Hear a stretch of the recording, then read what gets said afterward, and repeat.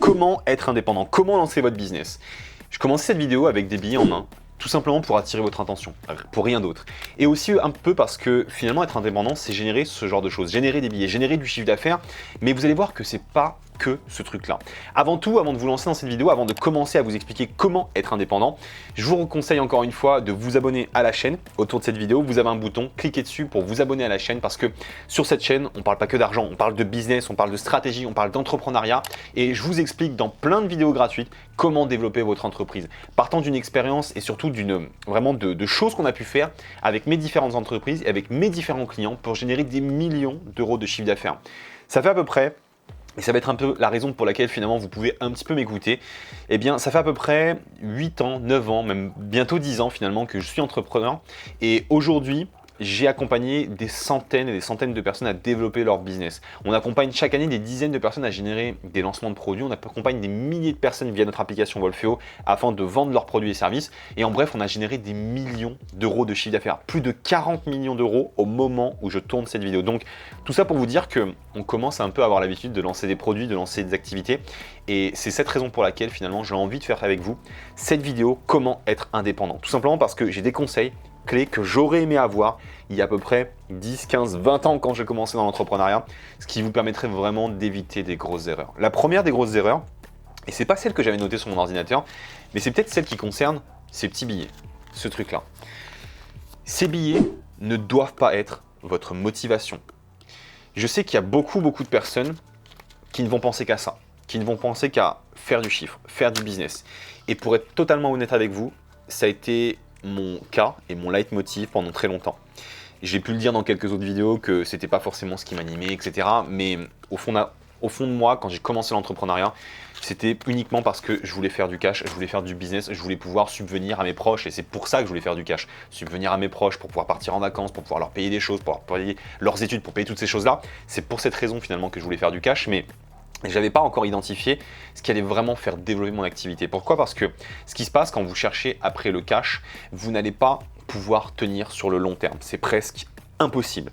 L'entrepreneuriat, même aujourd'hui sur Internet, même à l'époque finalement, si on compare avec aujourd'hui sur Internet, c'est certes plus simple aujourd'hui, mais vous allez quand même avoir finalement une période pendant laquelle il va falloir travailler, vous y mettre et vraiment faire des choses finalement qui vont vous prendre du temps de cerveau, du temps dans votre vie et qui vont vraiment vous fatiguer. Et si jamais vous n'êtes pas capable d'aimer ce que vous faites, d'avoir un vrai pourquoi, et c'est vraiment la raison finalement un peu de cette vidéo, d'avoir un vrai pourquoi qui est différent de l'argent, eh bien ce qui va se passer c'est que vous allez vous essouffler avec le temps. Vous allez tout simplement faire quelque chose qui ne vous plaît pas et dans 5 à 10 ans, vous aurez fait de l'argent, c'est cool, mais par contre vous allez vous demander est-ce que je ne ferais pas quelque chose d'autre? Est-ce que je ne me suis pas trompé dans ma voie? Est-ce que j'aimerais pas finalement gagner 10 fois moins d'argent et planter des choux et des patates dans une ferme, je ne sais où?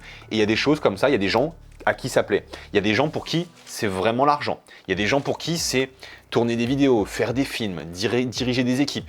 Il y a plein de choses différentes. Et votre pourquoi, c'est vraiment la raison pour laquelle vous devez lancer votre business, vous devez identifier ce pourquoi-là. Et pour l'identifier, il faut tester plein de choses. Mais si jamais vous regardez cette vidéo, c'est probablement parce que vous voulez être entrepreneur. Que ce soit pour l'argent, plus qu'un billet de 5 j'espère, que ce soit pour faire quelque chose qui vous anime vraiment, votre pourquoi, eh bien vous voulez être indépendant. Et la première des choses que vous allez devoir faire, c'est que vous allez devoir vous focaliser sur autre chose que l'aspect légal. Je connais énormément de personnes qui lancent leur business, qui lancent leur entreprise, et la première des choses qu'elles vont faire, eh bien, c'est passer des semaines, des jours, presque des mois des fois, à réfléchir ce qu'elles vont gagner sur les premiers mois, comment elles vont faire pour générer leurs chiffres, mais surtout les chiffres qui vont se passer. Vous savez, les tableaux financiers, ce genre de choses. C'est la pire des erreurs. Faire pendant 2-3 heures, 2-3 semaines, des rendez-vous avec des avocats pour pouvoir ficeler du mieux possible vos contrats avec vos prestataires de services, etc. C'est la pire des erreurs. Vous devez vous focaliser sur autre chose avec votre temps qui est limité. Vous devez vous focaliser sur des choses qui vont vous rapporter du chiffre d'affaires, que vous allez pouvoir investir, que vous allez pouvoir utiliser pour générer plus de chiffre d'affaires, investir dans des équipes, dans du matériel, dans plein de choses différentes, mais surtout pas au démarrage de votre activité dans un avocat, dans des statuts en bonne et due forme, dans une adresse postale prestigieuse. Votre priorité, ce n'est pas ça. Vous aurez le temps de le faire quand votre entreprise va se développer. Vous aurez le temps de créer votre super logo. C'est pareil, le logo, le graphisme, ce n'est pas votre priorité. Votre priorité, c'est de générer du business. Donc comme je vous l'ai dit, vous allez avoir finalement un devoir presque de faire du chiffre d'affaires, de faire du business et de ne pas perdre votre temps sur des choses futiles comme le graphisme. Encore une fois, vous aurez le temps de le faire plus tard et de l'améliorer. Par contre, il y a quelque chose qu'il faut vraiment prendre en conscience dès maintenant. Quand vous allez lancer votre business, surtout si jamais vous avez été salarié par le passé, surtout si jamais vous avez fait des choses qui ne sont pas de l'entrepreneuriat pur, ça peut faire assez bizarre en fait. Parce que du jour au lendemain, vous n'aurez plus d'obligations. Vous n'aurez plus d'obligations. Vous n'aurez plus d'obligations imposées par votre patron, par une personne au-dessus de vous. Par contre, vous allez avoir des obligations qui vont être imposées par un autre patron en fait. Parce que fondamentalement, on a toujours un patron, que ce soit vos clients, que ce soit vos prestataires avec lesquels vous travaillez, ou pour lesquels vous travaillez finalement, eh bien, vous allez finalement avoir quelqu'un à qui vous allez devoir rendre des comptes. Et si jamais ce n'est pas ces personnes-là, ça va être tout simplement la personne à laquelle vous payez votre loyer ou alors votre crédit pour votre maison. Il faudra forcément la payer d'une manière ou d'une autre. Donc, vous devez prendre conscience de ça. Vous allez avoir la responsabilité de toute votre vie. Et ce qui est marrant dans tout ça, c'est que d'un côté, on peut mal le prendre, dans le sens où j'ai tout qui me tombe dessus, il y a tout qui est ma responsabilité. Mais l'avantage dans tout ça, c'est que vous êtes du coup dans une position où vous prenez le risque d'échouer, mais surtout vous prenez le risque de réussir, parce que vous avez la responsabilité de votre réussite. Et c'est là que ça devient incroyable, c'est là que vous allez pouvoir enfin prendre conscience que tout est possible.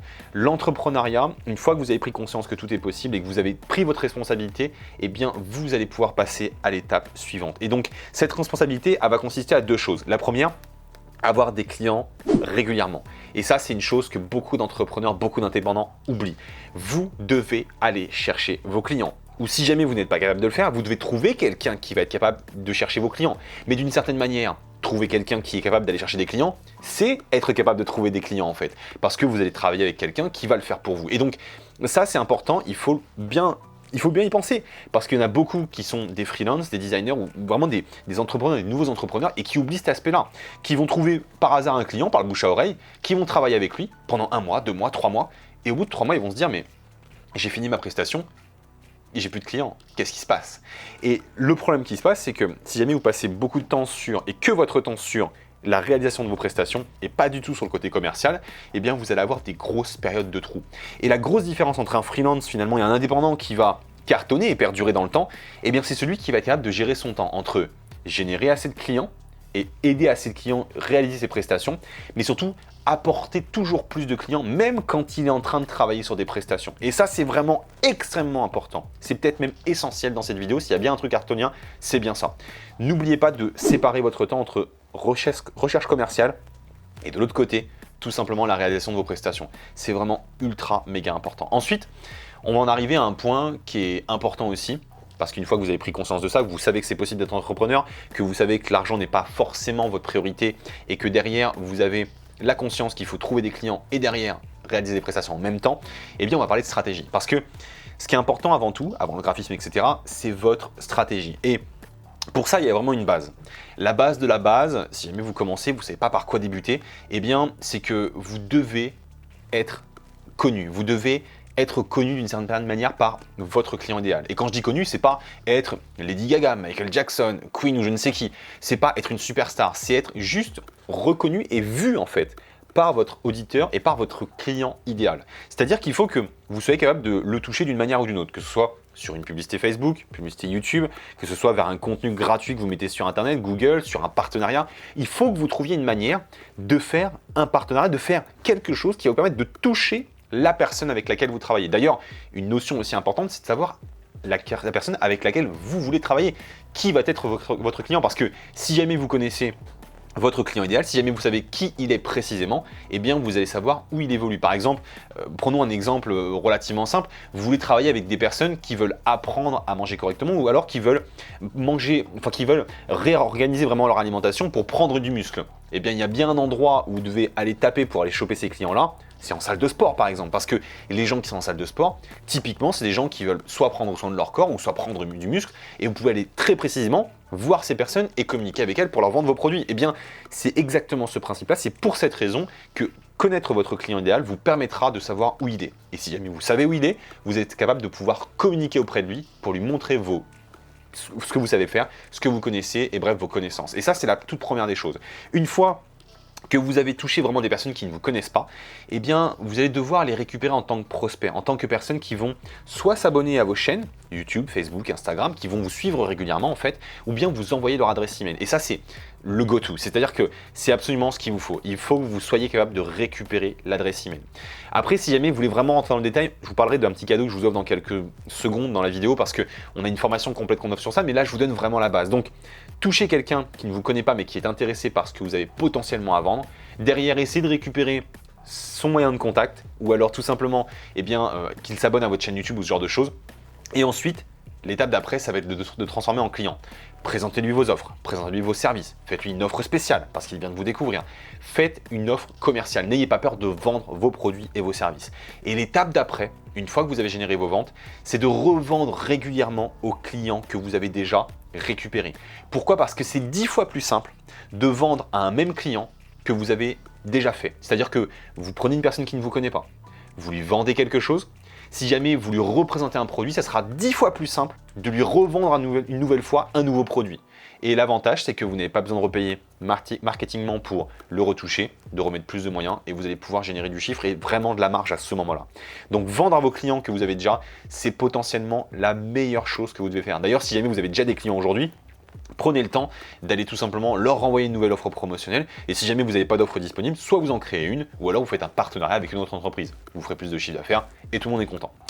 Ensuite, il y a quelque chose aussi d'assez intéressant avec cette vidéo que je voulais faire, c'est peut-être mon troisième ou quatrième point, c'est tout simplement de travailler intelligemment. Ça sert à rien de passer des heures et des heures sur votre ordinateur à essayer de faire des trucs sur Facebook ou alors de regarder Facebook, de ne pas le faire intelligemment en fin de compte. Ce que je vais vous faire comprendre ici, c'est qu'il y a des manières finalement pour faire du business, il y a des gens qui l'ont fait auparavant, desquels vous pouvez vous inspirer, desquels vous pouvez piquer un petit peu des idées, des stratégies, etc. Et il ne faut pas surtout le mettre de côté. Il faut absolument regarder ce qui se fait ailleurs et essayer de recopier un petit peu dans l'idée de ce qu'ils font pour essayer de générer aussi vous votre business. Et le problème de beaucoup d'entrepreneurs, c'est qu'ils vont souvent prendre, vous savez, le fameux mot hustle. Donc c'est vraiment le travailler comme un fou, travailler des heures et des heures. Il y en a beaucoup qui vont faire mais qui ne vont pas travailler intelligemment. Et ça, ce problème-là, c'est que vous risquez de vous épuiser encore une fois, mais vous risquez surtout de passer 80% de votre temps pour 20% des résultats, alors que c'est carrément plus intéressant de faire l'inverse. Et pour ça, eh bien, il faut regarder un petit peu ce qui se fait ailleurs. Il faut regarder les choses qu'on peut faire. Par exemple, ce que je fais avec cette vidéo. Essayez de regarder ce qu'on fait et pas forcément ce qu'on dit. Essayez de regarder également des tunnels de marketing qui ont été faits par des concurrents qui marchent dans votre activité. Essayez de regarder des personnes qui sont en dehors de votre activité pour vous en inspirer. Au final, pour avoir vraiment une source d'inspiration et surtout pour ne pas réinventer la roue. Parce que le problème, quand vous allez essayer de créer votre business, d'être indépendant, eh bien, c'est que beaucoup de personnes vont essayer de réinventer la roue. Et surtout, je vous en supplie, mais vraiment, je vous en supplie, arrêtez de vous inspirer des mauvais. Arrêtez de vous inspirer des mauvais. Vous avez des personnes qui s'inspirent des commerces, et c'est souvent dans les commerces que ça marche comme ça. Par exemple, les pizzerias, c'est typique. Vous avez des indépendants dans les pizzerias qui vont réouvrir une pizzeria, et le premier truc qu'ils vont faire, alors c'est bête, j'en ai pas ici, mais ils vont créer un flyer qu'ils vont distribuer dans les boîtes aux lettres. Aujourd'hui, en 2019, c'est pas du tout la bonne solution. Ce sont des vieilles méthodes qui ne marchent pas, qui coûtent extrêmement cher. C'est une royale connerie. N'allez pas perdre votre temps sur ce genre de truc. En tout cas, ce que je vais vous faire comprendre ici, c'est que n'allez pas vous inspirer de ceux qui ont pas de gros succès. Inspirez-vous vraiment des grosses chaînes, des gros business, ceux qui fonctionnent, et essayez de le faire à votre échelle.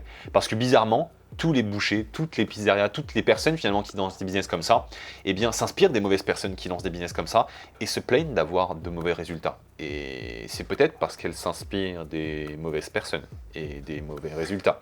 Bon, tout ça pour vous dire que c'est peut-être un peu évident quand je vous le dis, mais quand on s'en rend compte et quand on s'inspire finalement de ces méthodes-là, ça marche pas quoi. Et le truc, c'est qu'il y a beaucoup de personnes qui le font. Combien de fois j'ai des entrepreneurs qui viennent vers moi et qui me disent « J'ai distribué tant de flyers parce que Pierre, Paul, Jacques, je sais pas qui travaillait à telle entreprise en tant que salarié, qui a jamais fait un business de sa vie, qui a jamais été capable de vendre un produit de sa vie, et bien m'a dit « Il faut que tu fasses des flyers, il faut que tu fasses des cartes de visite. » Ça marche pas quoi, c'est un truc qui ne fonctionne pas. Donc inspirez-vous des personnes qui font du business, qui cartonnent, qui ont des résultats. Inspirez-vous des grands groupes, Apple, toutes ces boîtes-là. Regardez ce que vous pouvez faire dans votre business à votre échelle en restant avec vos revenus. Et derrière, vous allez faire de véritables miracles. Donc j'espère vraiment que vous avez aimé cette vidéo. Si jamais c'est le cas et si jamais vous voulez faire quand même un peu de chiffre d'affaires parce que faut dire ce qui est, même si on est entrepreneur, même si on est dans le business, eh bien forcément au bout d'un moment il faudra faire du business et du chiffre et des ventes et donc générer de l'argent. Et donc pour tout ça, j'espère vraiment que vous avez aimé cette vidéo, mais surtout si jamais vous êtes prêt à avoir une méthode complète, j'ai un cadeau exceptionnel pour vous.